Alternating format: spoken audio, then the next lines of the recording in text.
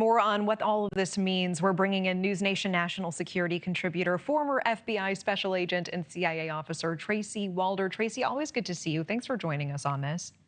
Thank you for having me, Natasha. So you saw the breakdown there of what types of programs are seeing cuts here. What do you think the outcome of this is? Does this worry you?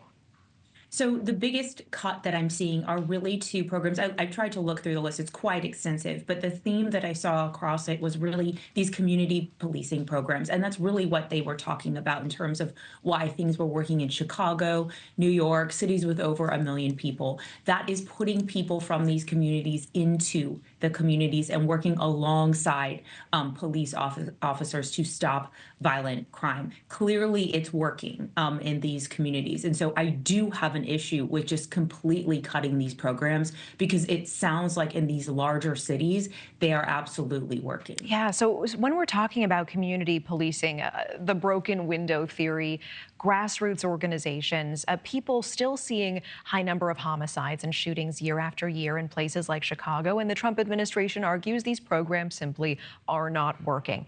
We do see Chicago police notably reporting now the lowest number of homicides in 6 years so far in 2025.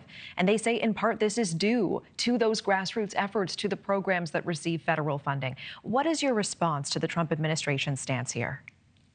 In a strange way, I actually do understand where they were coming from because data from about 10 years ago actually suggests that the success rate of some of these programs was actually mixed, if you will. It worked in some communities, it didn't work in other communities. So I understand that piece of the puzzle. And I understand the piece of the puzzle about wanting to protect Americans from violent crimes. But the problem is we also have to keep violent crime from even happening in the first place. And a lot of these community policing programs do that by creating these relationships. It actually stops the violent crime from happening. And in that data where the results were mixed, it really didn't parse out the size of the cities. So what this tells me is that it does work in these cities and probably shouldn't be cut. And we need to look at it in more of a city by city, state by state basis. Interesting. And as well, Tracy, last week, we talked after my investigation on sexual assaults at an infamous California prison. It was called FCI Dublin.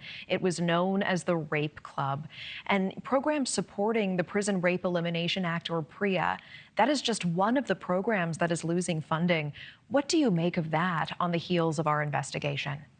I'm actually shocked when I saw that funding was being completely cut. It was one of the first programs actually on the list.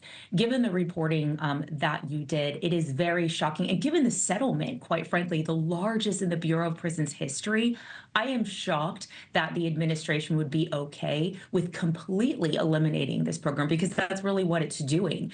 It is not now training officers and prison employees and prison guards to not engage in this behavior. And it's not assisting victims within the prison system. So then they get out and then the recidivism rate is actually higher amongst them because they don't have the tools to cope.